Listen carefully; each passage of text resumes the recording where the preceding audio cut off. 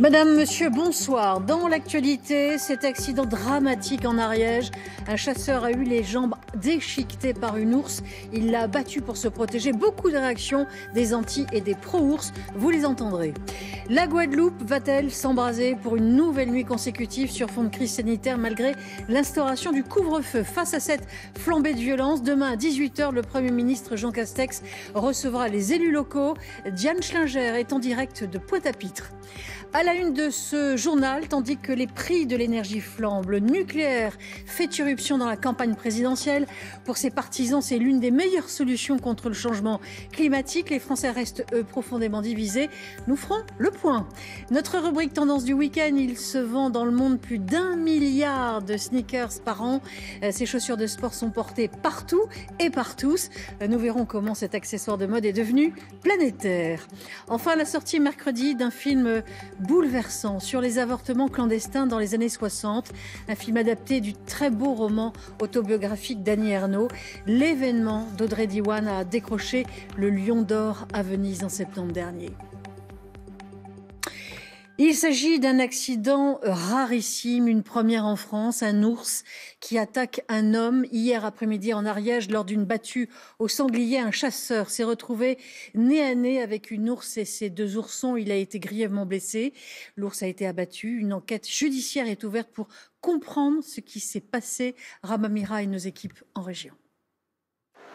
C'est un accident comme n'en a jamais connu la vallée du Couserans.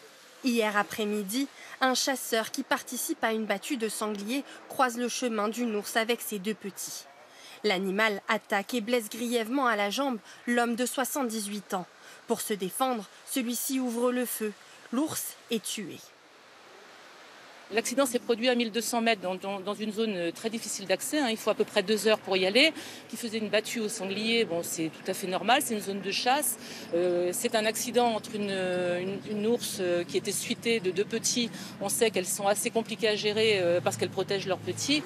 Dans ce village, on vit aux côtés des ours depuis un quart de siècle. Alors un tel accident émeut profondément. Ça m'a fait un choc parce que comme je connaissais bien le gars, j'allais aux champignons avec lui, on allait des fois ensemble. Et puis comme je chassais avec lui, souvent on partait ensemble se poster à la chasse. J'essayais d'imaginer les images, ce qu'a vécu cet homme qui s'est défendu au bout du compte. Et c'est un traumatisme, je ne sais pas si j'espère qu'il remarchera, j'espère déjà qu'il va s'en sortir. Dans cette vallée vivent une quarantaine d'ours depuis la réintroduction de l'espèce, la plus forte concentration des Pyrénées. Cet accident relance la polémique sur la cohabitation entre les ours et les habitants. Et qu'on a une trop forte densité d'ours sur nos petites vallées. Nous avons des petites vallées et on a beaucoup trop d'ours à l'heure actuelle. Il n'y a eu aucune gestion.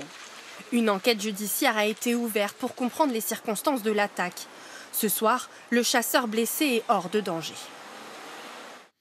Incendie, pillage, tir contre les forces de l'ordre. La situation est de plus en plus préoccupante en Guadeloupe, en proie à des violences qui semblent s'installer dans la durée, malgré l'envoi par Paris de renforts, dont des unités du GIGN et du RAID. Le porte-parole du gouvernement, Gabriel Attal, a jugé intolérable et inacceptable les violences sur l'île. Nathalie Pérez, Diane Schlinger.